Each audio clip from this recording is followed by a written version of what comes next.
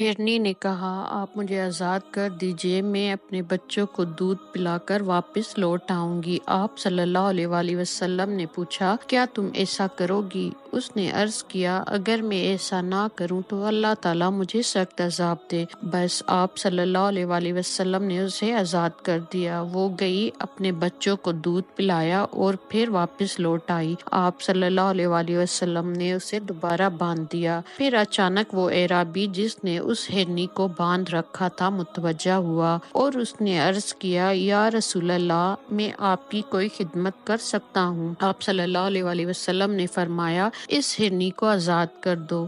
اس اعرابی نے فوراً اسے آزاد کر دیا۔ وہ وہاں سے دوڑتی ہوئی گئی اور یہ کہتی جا رہی تھی کہ میں گواہی دیتی ہوں کہ اللہ کے سوا کوئی عبادت کے لائق نہیں اور آپ صلی اللہ علیہ وآلہ وسلم اللہ کے رسول ہیں۔